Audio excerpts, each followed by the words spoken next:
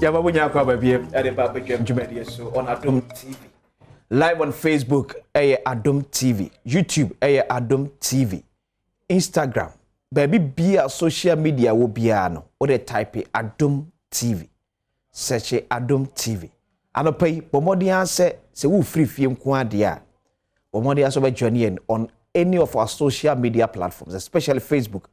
Na nkomo e ba be di no emodu pa.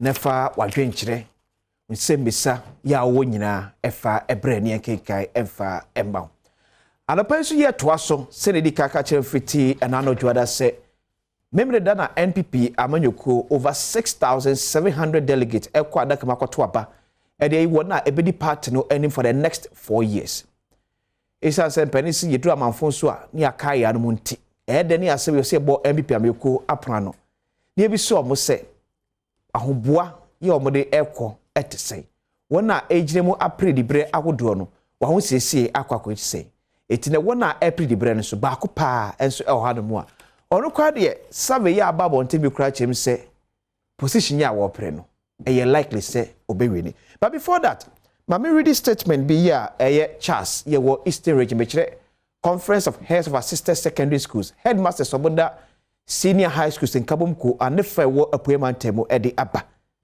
edifa ennuane a ehwo aye din e schools ehwo any other concerns here omo ewo state policy Eastern Charge Council meeting on the challenges facing the free senior high school program fallout. At the Eastern Charge Council meeting held on Tuesday the 12th of July 2022 at Pentecost Senior High School in Ampofo-Adjei, the following challenges facing senior high schools with particular reference to food shortages, reduced weight of food items, erratic release of funds meant for perishables and recurrent funds were outlined. 1. Food shortages. There has been food shortages for the past 2 years and the supply of food has not been in line with the policy directives. Reduced weight of food items supplied. Suppliers of food items for some time now have been supplying underweight items to the schools.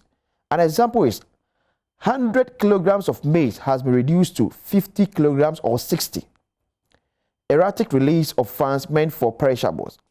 Funds meant for perishables in senior high schools are in arrears since 2021.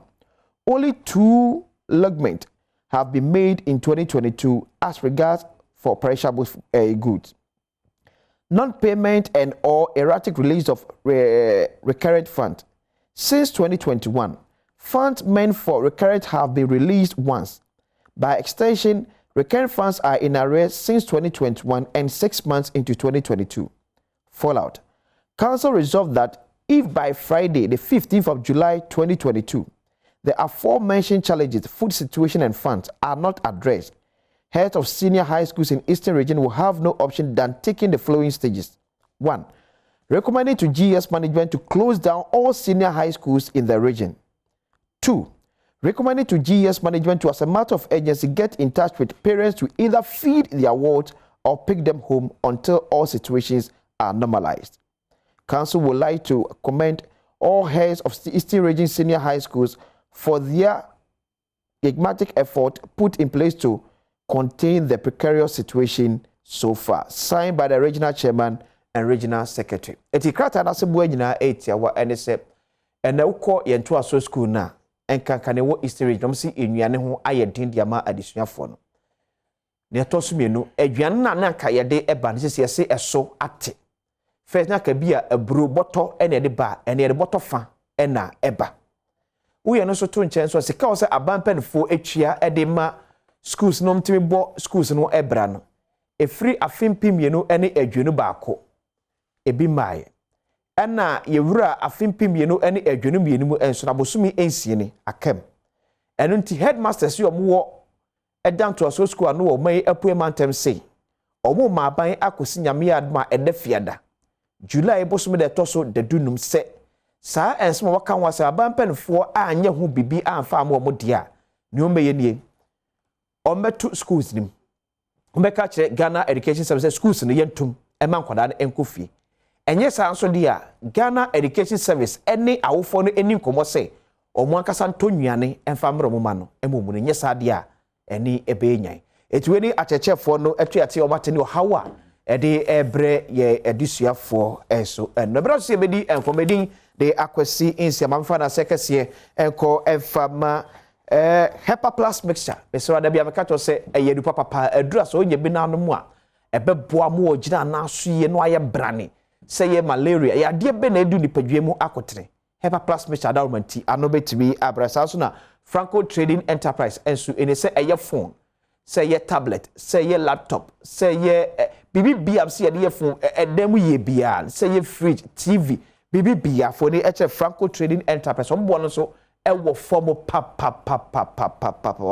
so ana kel charcoal toothpaste me see apple smas nye fita ma se e kan ye free ban enye kama kan it na ka bidie no ye di boso sa ne de ku body tre so ne de atwies ne so enne ewiase yini ko dem tie nyina so ye nyini ekwe dem eti ye de toothpaste ni nyina so ye charcoal kro na etu nya be na de twisi a se na enka tit na de body ne bidie ne twisi ase ye fita ne sa pepepe ene beye eseja kama o kase go bia so a nani agi hu ye pa city black tonic enso eri obenya mojedu papa anom afili ama ni padwa na hyehya ye kama eye city black tonic o man ba bi eton adobia no okwa onsa ebeka bi atonyima ko na so yasene ebe de Mpensenpensemu dwumadie no ebre obedi de akwasi ensia Michael Osei Boateng aka Pop Epre National Youth Organizer wo NPP amyokonu Pop ko de ye nuaminya Alese nura ya na free kuma se bae.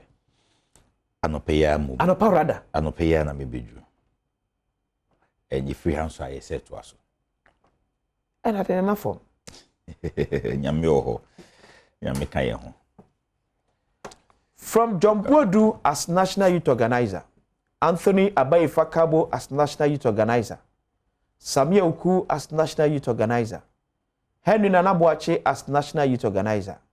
And a position no ayehwe, can you fit that shoe? Minya meda ase bebre mefa akonya we achia ahwefo ene etiefo ewo Ghana na benim se Adom FM ekọ echi papa wadaro ma mecha ye party mpanyefo na we de mama ye party ni na yakọ ewo de atoyen enra ewo akwanhia esiye ewo ya MC ya na DCO bibiani mefa konya we nso aka yakọ ache abusuafo na any party ma ewo sa constituency any region western north region na mi wadaro ma se de okan no obobo din na oba no wi Henry Nanabuache am ka se bi ade Michael Osei Boateng na hye ho preko na de tifo hu se line no asa ne da ho wadaro ma em se oni to me se ode be hye me nsem wo haninti e na wanye sure but se de okan atompan en abusua biemu akunwa etompan a eden a yedema ode hye o abusua nimu me so me yede hye na me ne abusuafo akasa a meguso a me no mo kasa se de be ya me so me yede hye no eduru ho a ombehu se metimi aye adwuma nie na ombe mama konya na masom se de o ma obo mudin na abesom no oko form now ne especially youth no ADM komwa what kind of leader and a more pay for the youth aspect of party in position yeah but that empire this time crap party in person was breaking the 8-year say miracle say yeah that what kind of leader and a more pay oni mabunu no edi nkomo a yo mo hwehwe in 2024 anase bi obit medi o manim do ma win 2024 elections okay yo mo kan say ye pro bi a obetimi akasa mayen bako ye pro bi a waye adwuma ni bi pen a enya fe ni ebeso na hwe mienu ye pro bi a anyi bia no se ye ho kire ya obetimi aboa yen obetimi ama ya ho kire adu mpanyefo anim ye pro bi a edu election day a ote election systems ase winim campaign je no bidi anim amiawe ni 2024 ye pro bi a ye hawa yiwo mu enema wa ben ma o se nka ye nya bia nyaye obi obetimi akoje abre enom so mo hwehwe I don't want to believe say what can I say now kwa say what they are seeking for no it is not there no credit say the omo kan na ho okay the omo kan na e wo ho almost omo probia obetime di omendo ma win election me pa che no eni ho se bi ho okay omo probia waye bida na wo sa ba be ye enye afe na ye be so na hwe yes ya ye koye obi a waye bida enye baako waye ni mi ne baako so mi no so ne prensa so enti obi ho dada omo probia ote omo sun te omo hawo a obetimi akasa ma wo mo yes Osei Boateng deputy regional youth organizer that what omo sun ete omo hawo ewo ase ho enye kan ye kan so after you win elections at the polling station, the grassroots. Mun say Osei Boateng any grassroots no and nanante abeju baby awadre pop. Enti say omo pe obi sa mimi gidi say ye nsan pop ho enkofo bi foforo. E pop ene de ne beko. Osei Boateng. When you challenges are NPP Tescon ewo. Minim challenges no ebi. There be omo free say part no etwa omuja. E kwa ba na be fa so a obe resolve omo concerns e dia mom. E be a concerns e be no wani mu a. How to rope them into the national party after school. A challenge. Me that's be my Tescon member da. And me a Tescon member me be school me fana year na me sponsor Tescon on programs. Okay. As SRC president. Inti Tescon adwuma no ma fam for 3 years consistently. Minimum adwuma no si de city. E minim Tescon hon faso a se somuji a ebe ba ma party no. Wadaroma. Se yehye Tescon ya party no eda achen. Yehuni se yehye niye no. We also say because of Nana Danko Kufuado policy or the by free SHS in no. This will be a school. This social first no. 60% and 90% of GSS leavers no and graduates no eco school. Omko we are from SS na hinomko tertiary institutions. And the Tescon no it said na accommodate omo. We then it say no omo challenge. Ama Tescon see the na see who no enye as vibrant as it used to be. Ebi mo ne say ye you omo every party you omo free party. Nhyehyeye bia o say youth wing na yenya ana ye see the be be ma Tescon no abenya hoden sonko bia omo be bo youth wing na chidom. Omo de bo youth wing na chidom party no ene de omo de bo na chidom. It is an share ne bi ne de. Mpacho nhyehyeye no bi ne say 1 Tescon for our mere president or more lead institution anymore. Before say Tescon president, a program, a job be a this one quick loan. Yes, untimi emfre Tescon members, momo metna say 4 hours. E mumuntiu, we are obekachom se ensu kra o momu binom. Enti ensu na obetono, this all share quick loan, and so no I then when you ensu ato e dia serve o mombeba.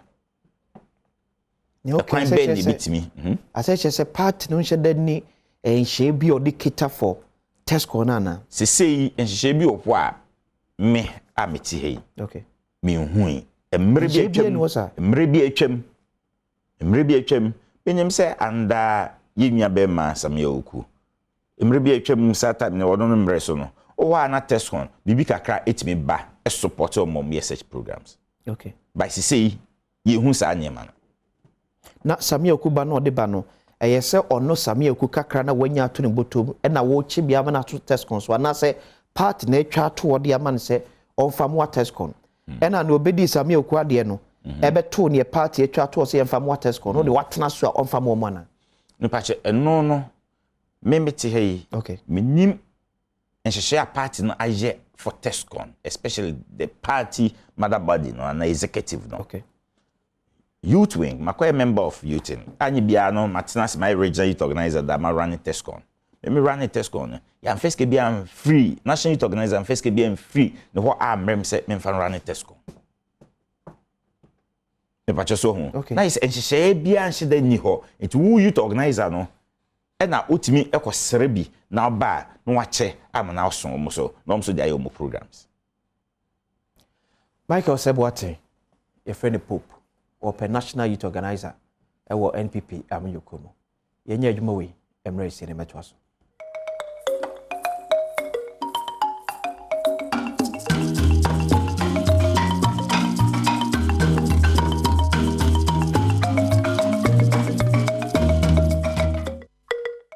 Michael Osei Boateng, national youth organizer, NPP Amuyokonim. Yama for the friend na any Pope. Before na me twa me ho aba no. Ade ba kwa na ye kan test con. We can test con because say all can the youth wing power NPP Amuyokomu a. Elusa say dodo na agina test con for adwumade so any some other party members so now challenges are test con for community. Party nhyeda ni nhyehyɛ bia da ho sɛ ye budget ben within the year no ye de kapre anasa sempoa na eto de amatesco eti Michael Osei Boateng wo be die na abetimi aye amatesco financially omogire omna so kakra na enkoba se tescom president ebekwa akọ borrow from quick loan and so ultimately organize the program me meda wase bebre say medical kind say the esitie challenges no mo face ni bi no and okay as MBCCA say youth wing na fan age na tescon so sure but your tescon a part of youth wing okay o share tescon na yes you value mo pa by youth wing na nkasa no your youth organizers are or no so man constituencies our share constituencies be more than 120,000 people enti tescon so the so KNUST University of Ghana na omono numbers no 50,000 60,000 70,000 okay ntia na dodo no fa dodo na kugina youth organizers no mo deputies so e constituency and na tescom for no e fa ne se omo youth organizers omo mpanyefo a omo sua free ho dru ba bia na ye mo share constituency for na no mo grumi omo se de be ya after 1 year service as tescom president tescom executive oba constituency a you bit me na fa mainstream ni mu ni grumi no amana be ye real party leader. Okay. Mr. Wadaroma, now talk about financial issues na you face e Tescon no. Enunti ye the policy bi aba nyame ya Adom na se omoboa me e ma medru ho a me megidi se ombeboa medru ho nso.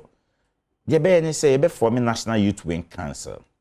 National Youth Wing Council no ye the deputy constituency youth organizers rebeba, constituency youth organizers rebeba, regional deputy youth organizers rebeba, or regional youth organizers beba ho. Diaspora youth organizers ebeba ho ye the MPs below 40 rep beba ho appointees below 40 rep beba ho all former youth organizers national youth organizers ebeba ho we are the tescon rep abeka ho okay if you are tescon reps ebe reps any rep ye the volunteer groups rep abeka ho we are ye the sa body no as national council no youth wing council no atro to your penny for to your neck the national council ni atro mo problems at tescon fm ye dia akokasa ama tescon na ye dia busa se yesere mo omma omo cushion kakra sika kakra ebia se nye monthly bia semester bia ombetimi e dia boa na ye de aken kenya ye ho ewo ye institutions ni mo okay memegidi se yesa enya dia ye mpanyimfo no ebe dane echi amaye okay because omunim the strength of Tescon in our party. Omunim what Tescon can do. It say no any betimi aboa ma Tescon abegina ne nan so a meme gidi say ye mpanyimfo no be ye enyi ye ndwo no ya sha se di ho nkomo amomahu enti de om kan say nyame boa na wo ani a okay bra ye bekem bia ma wo abo anya bibisa eti from Michael Osei Boateng ewe ni a Tescom for any rest assured say at least anya hwekro menya budget kakra from the national party exactly and may come from the national party if we say so sha nipa ba akofo onsan so nyame anim kata you're close to 290 Tescon institutions mintimi emfa omoka nyina no ento me ho so say mefa eno de ebe dene but empanyimfo no ono omoka omo nso etimi gije nkakra no mo dia support esi anye bia no secretaries omu say problems e wo ho a omo de koto mpanyimfo anim no esi anye bia no okọ constituency bia mpanyimfo no support omo kakra okay yenhwe youth organizers me make test con di na make constituency youth organizers so constituency youth organizers so o say ye de omo so de ka ho nye ko sere kakra nso e ma wo mo because okọ constituency a omo tini pa ye constituency youth organizers eju bobo a omo bobo o so wo ho okọ drinking sport a o so wo bi eju eyi a o so wo bi eju ampe krompo o so ko gina ho bi every say baby mabunu ni hye bia no o so wo bi na ko hye mabunu no na se omo bobo na nsukom di oma o so ye antics bia bebo ma wo se o dwen omo ho enti anyi bia no nso re bi twem o so omo nsuo kakra no okay enti youth organizer ukọ na obotom fia no kra ni se emma wadwuma no enso ani enso nso ka baby kwa so de adwane kakra ka baby e say di nso ne de sha ase enu ma adwane bebe o ma adwane be ma be kese last one Tescon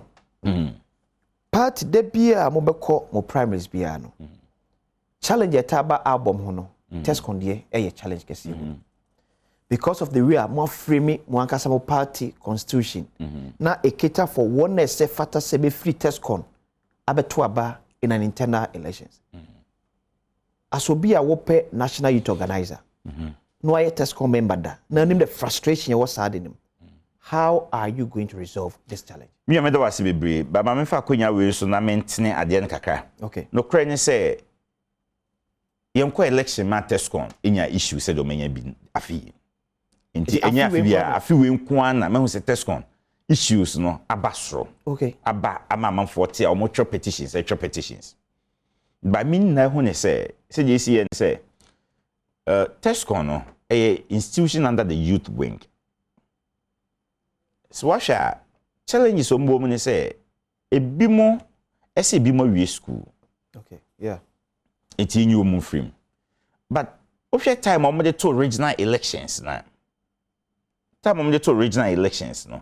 just 1 month apart how ye de beto national eti de wie school no so otimi to region na adenti na manye nhim na ommeto national no o time aso me pacho o time aso but then say time be na wodi free wo akoye election ho wa bra so omo wo fie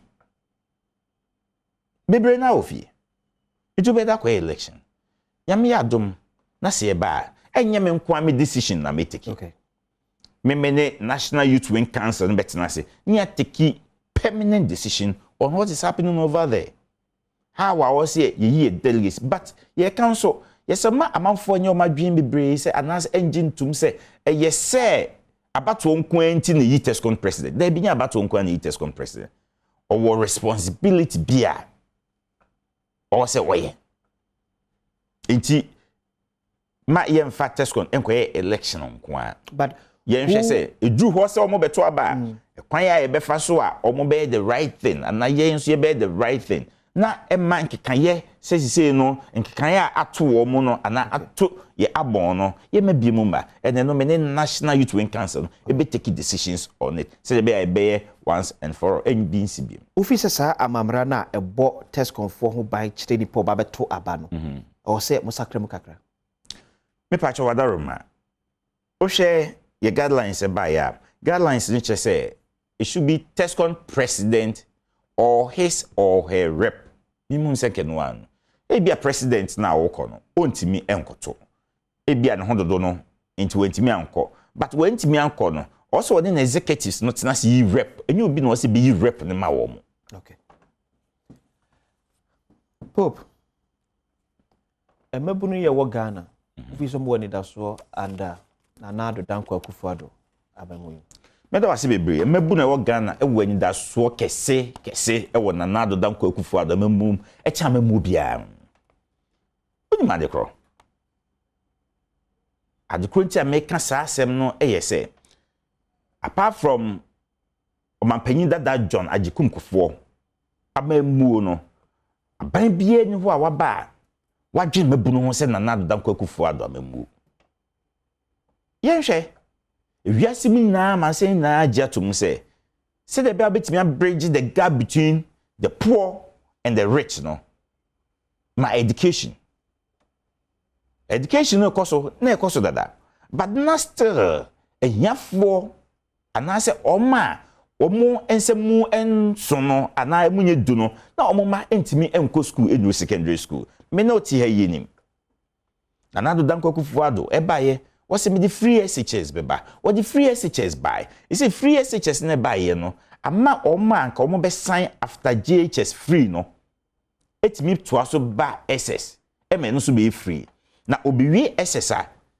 se ampo wentimi anto aso na wo pick cleaner wo officer obetimi afa no okay ise minim se mu na mo pick cleaners a wo pro ma o ma wie SS because pese obefa cleaner oba ya graphic we da ho no wafa o dia she dustbin mu oba ya check paper bi da na so obi atro check ato ho e fan say 100,000 Ghana cedis check da ho wontimi enkan ehunu nti no ofa ye o dia she dustbin mu ise no ope obi a wo wie SS na wafa na djuma se de be ya oba no ready obi se no check we hu hia etimi mfa nto ho ma me manager ana me mfa nto ho ma me supervisor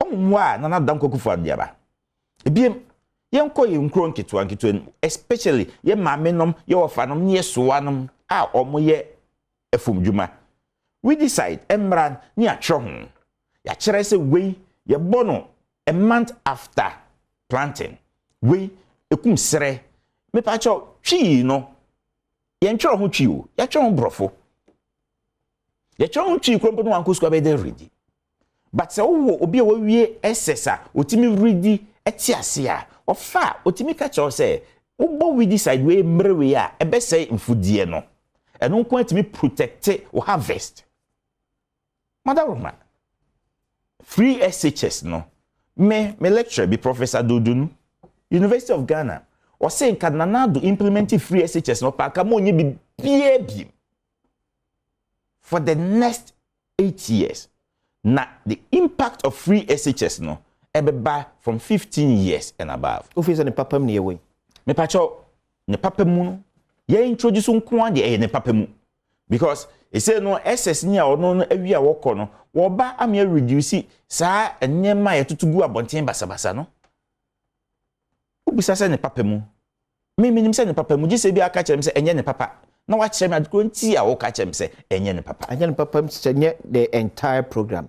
But or how near consider biananka ye bet me a prevent ya ye no you echo mua akofade abreye me pacho wadaroma ejje na nanka bit me prevent ejje na na esi ekwan se ma ye implement wadaroma sutore be hono no agene ntem yinnua no motifi a omunya school nko me pacho ye hyase ye nhwe oma o matimi akọ school awie yenhwe omo mashase e benefit yes ani bia ne wo yen from yen krabre ma ye hyase anante etwemika no ye fa challenges bebremu but eye de a otehwe na wasori otehwe na wasori te se onai begina but this is time no enya de a hyase na quickly ya resolve bibia but this is the time it looks as if say wow party kra nye ready for that review and I say and sacre was see a year ewom. Wo party kura understanding baby chere say review no kura chere say cancellation. Unyine say the kind of politics near the area that free senior high school no. Ebe the purpose in tia Ghana for touch the man ebe no. Ebe jegu. Me pacho me party nka say review e chere say cancellation. Wow. Obi a review. Once wo twi ya okay. Okay. Wo nsem a beka no. Okay. E ya wo nsem. Okay. And the wo kan mre bi no ene the wo kan nde no ye hwe ni menu a ne dia compare ne ehu no krewum okay because o ka che so be review bibi na akọ na akọ cancel ene o ka che me se o be review bi a me fan se o cancel but me ministers under na Adam Kokufuado a o di free SHS baye o mu gusu a o mo hwe nyema bi a enkoye because bibi a wo hye ase a wo sa tena se no ahwe oh ekoye bi enkoye yenyi we free a yemfa we ntoa na ye hyehye and o Ministry of Education to say enyema a omoye SID rewrem enyema bi o mo twe de me patch state schools no saba me patch me boy first na vocational schools no enka free SHS yemfa me kan but already kakrana na wo you say 6 schools no more yeah but kakrana na wo kra no finance minister Kanofrata be catch say baby a day kono ebe hayen and it's true free senior high school the way I carrying along they air kono and sunsan so o mesi kasem so no ha adwen that's it ebi mo free say ye won krofo mbetimi atwia ade ne mo entwia free senior high school is supposed to bring equity and yes sir but the current state na wo mu no enye equity na de maye among for boarding house enjoy more chomo mo day student me da se bebre o se ye ka se o ma o metimi twa emo mu ntwia yes me pa cho under the minister of Matthew Pokuprempe the account but was say wow say o metimi twa to accounts nim but there is a situation whereby minister so aka che headmaster bi as mo onye me pa cho influence bi say chairman headmaster o see the account aba non sa account no account for the entire free SHS o ma so metimi twa no o mu ntwom sika no ntum me pa cho aka nipa se ne twa tum me so wadaroma o kan about fairness okay equity ye can equity no well him say ye ntimi experience 100% equity no matter what adwuma wo mu o ka say equity enye 100% that wadaroma yo emere bi ho a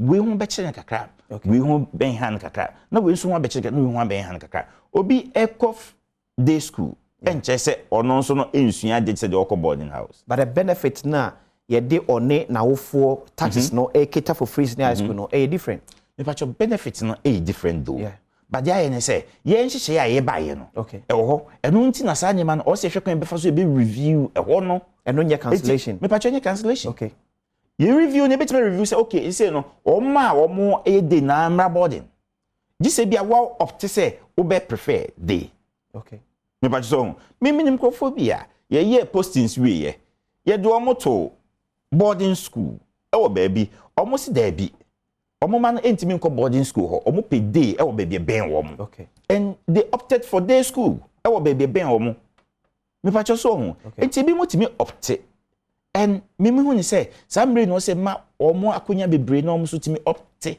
eno ye review ni bi but enye cancellation okay enti emre no ho me meji say ye minister me meji ni di se obetimi aye adwuma oguso a oye niema bebrebre wom me meji se enche niema bi besesa wom and ye beguso asesa no even in university education yetimi review but when you review your review no or can review be a cancellation na okay if just what I say it eguso review enti se de be ya den boy course subject see review sure enti me pacho minister ho no ye gini di say the review no any cancellation the review no a betterment of the policy almost 4 years into free senior high school I feel the better corrected idea yes it's better late than never 2016 one I can am be sure and yes I feel you correct no okay ade a ya won foforo yeah pacho wo akra no di 4 years akra no sha say kasa no o kasa even enne me no kasa yi kasa bi obitima correct me sure but me more than 30 years yeah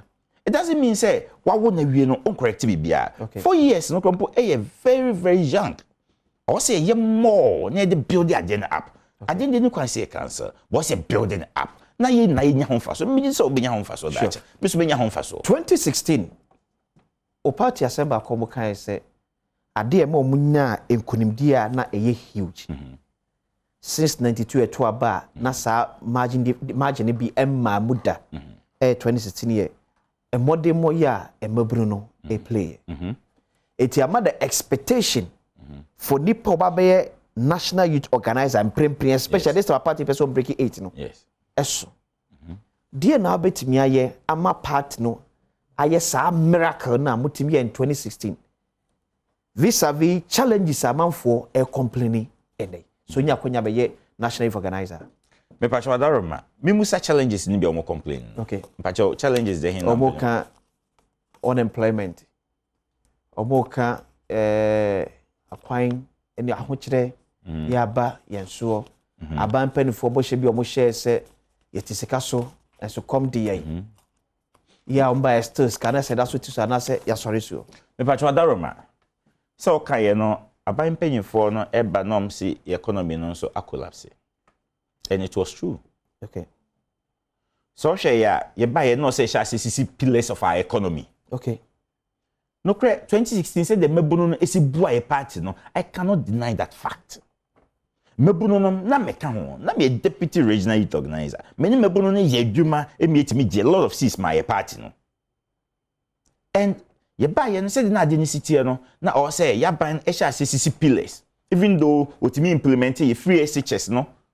Na ye nim say a serious constraint on a budget, but no say ye just ade no. Yen hwe pillars na sha CCC ye no ye Ghana identification card. Okay. A Ghana card. Ghana card. Okay. Banking cleanup sector. Sa nyema mienu we. What the beka free SHS on. Now see what say foundation of our economy no and a normal building. Me patcho ye sha se na na Danko Kufuor say introduce tourism. Okay. Yeah. The year of return. Me patcho ye hwe na ebadin na nyeme pick it up. Nyeme pick it up. The year of return on kwa akrompo no mfaso a yenya 2019 na ya ademu. Enye COVID ebebo mu 2020 enka memiji say no enka gap no kese pa enka de etiso no sika na etiso no ka sa nyema we aba me hu sika na etiso nche say wote so nti just sika na di o da bi. Okay. Opportunities wo ho yebe bie ni amo bie nya bi na sika ba manfo sem opportunities ni bie the year of return introduce yi. Banking cleanup sector buy no say be a bank no ma loan na enye dene bebre because no na bank no wo sika bebre obetima ma loan ama ade ahye wadwumam na opportunities are more dey be mayen e do ka say yeti sika so. Yes, opportunities no COVID buy na do Danko Kufuor esa be ka say yes send the COVID next year no mo ma yemfa economy in protect yen kwa na ye de economy no emunyeme na protect yen kwa ye betime de yen kwa no abehwehwe economy no ni ahyehye ni ye. It means ohun say de COVID ebe no ahokyere beba ye manimu empempe mu apa aba me ba chemai. Yes, omampanyi a owani so ade hunu no omampanyi a wonim de wo ye no eba ye no se eye meme ne wo asede se ye ka bom na ye sa hyehye economy no se ye emu ye emu ne de o say yense economy na ye omde sacrifice ma ye nkwa no o say kohyehye economy ni ye eno no o say me na umienu ye eti se wote na wo so ye wo part aboa wa chechire ma Ghana ma hu say sa economy ni de protect your lives. Okay. Eti omo enka mom na yenye adwumaden yensa amfa hyehye economy no meka se wiase munya aduana meboa meka se Ghana nya aduana meboa ba eye meme no wase de se ye be hyehye Ghana economy ni because ye de boy ho ban during the time of COVID. Prepare way to mama the magic here obeye ama youth let me aka ochi ama break the 8 betwa mo ba say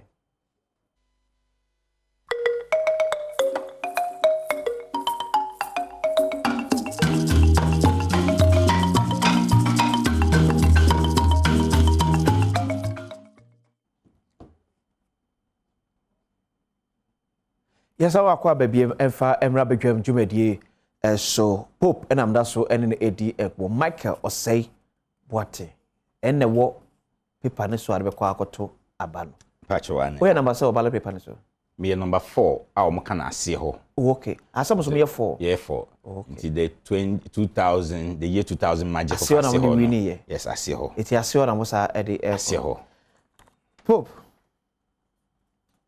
magic be na adi gu akwamudi ama NPP ama mabunu atawochi to break the 8.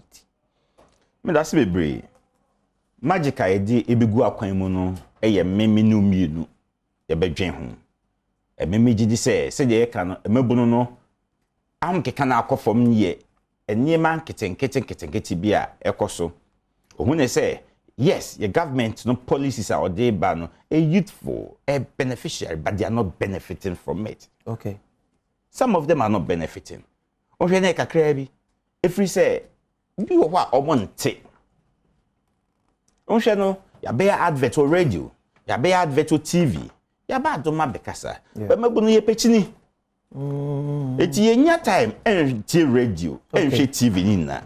Social media, yes. Yenuanu ma omo kura kese no omutimi nya phone e de free social media e ho adwuma ba yenuanu mo kuro nketua mu no network company no akope social media asematere okay kwan be ne be fa so as national youth organizer wo beton o government rate policies no ama mabu na omunya access to them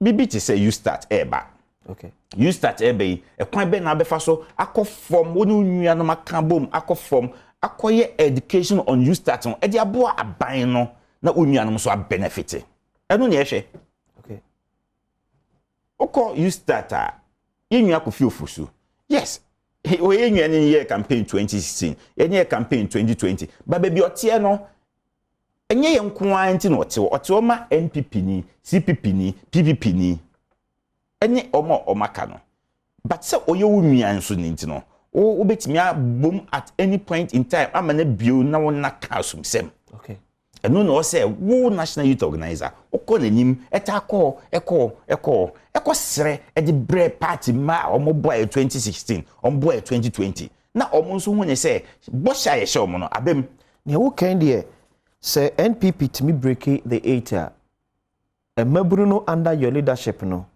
omo mfa saa wo yehia ne omo namu no me pa cho mabunu no jaye ni say aban no hye bebe nnan se mabunu no eye 15 million na me nka se beso 15 million na okay ba me 15 million na oni omu na adwen ho se ade a abani se ne nche no na omo kire se de nche na emu 5 million enya omo make na afa ne se omenya 5 million enya nde na ye se ne dachi bi adade chi a omo so de beba sure enti eye eduru ba bi a recognition ekwan ya ye befa so a ye de sa nyama no so aba no ebe ma wo mo eno so hia enti ebe mo menya rehemu okay ewo process ni mu eno na ye hwe Pope Okamreni chire NPP mabunu ade ba akunti a onyina so emfa di brekese sa wo party nim enhawza me da se bebre menua de meka chire NPP mabunu no se no kre yaban abaye nyuma bebre nanso ye hu ne se ye mu bebre no nso enya bi Osei Boateng menemu na wo fom menemu na asom ye na ya campaign ye ene di aban ne baye adwumra o se yeso ye de nketenketi wo mu o se ye pe obi a obekasa amaye na wakoje abre aban no wo ho a ne de ne se obesom ye no asom ye by why na edi enim Osei Boateng ma ye bida enya fi na mebeye my deputy regional youth organizer da my regional youth organizer da my regional organizer ni na sum me sum yen mabunu no meti mabunu na se na mabunu motimase me ankasa so me babunu na me megidi se de me ne mo ye 2016 emi ewe ne ma NPP de me kam ho mo ye ye ma NPP in 2020 ye we ne ye no me megidi se yenim mo hia de yenim de nkoyi o mafam momma yakonya no na yensom mo ye se de be ya de mo hwehwe no anyini na akropa onsa beka efa kese no na wo hu ne say yes party na okun homa no enso aboa wo if it's a member di say o baye no na so hia mwa bi ntina ode ho be dom party okay madaroma Osei Boateng me wase ho number 4 momwa me na yenwene na yemfa nsum mu ye yemfa nsum wa hombrase mu ne nsum wani dimu na membeji di se eno ene beboa ama NPP etimi abreaki the 8 na ye kan 2024 elections enye mresa ehia obi a waye bida obetimi aje enye afi na ye koso obi ahwe ba obi a me se waye bida nti na ye se number 4 ase ho onko auto a yemwene wadaroma kache wunua ono so tubi na mo ntingina mu na mo nye campaign e ma Osei Boateng no no netimu su ase a obetimi aboa me da ase bedase bebre Osei Boateng AK Pope pre national youth organizer de bre wo NPP amayo komune ne ono sene no edi enkomo happy birthday enko emfa Emma Felicia Odro adase ya working Tampo College of Health nyame onhira na onyo kese pa kopense obeye kese and obuso afo nyina so mo wish you happy birthday. Then happy birthday to Faustina AC Labi, George Opare Adom, Emame, and Mammy, and then when you're 70 years, Nyakupon talk so, Enhie Enshirani Enfie ya Hodin, a womb and fa emu so, Dani da Enyina, Oba George Opare Adom say, Deniso, Nyawaye, Ediamane, Ninuanum Enka Enyinam. Happy birthday once again to Norbert Ni Noe Kwadesen. Also, Nyami Enshra Sende, Enso also birthday. Nyami Enshra also pa na onye also wo kese pa kwapemse obeye kese pa. Mo ese de biada oti Adom TV wana o share Adom TV. Miss Nate Christiana ya wo makola shopping mall. Also ene eyo awoda. Also yema happy birthday. Ba abro wase me kanjo so watch yawo. Bijino so pa. That's it. And as I can say, come up production team, sound light, cameraman, MCR, production, or be a boa majumedi, every pair ya kono ya kama, munina master. Dominic is a boa, producer extraordinary, Yami Enshra ye, permitted the aquacy in Sochina, the Pesadia.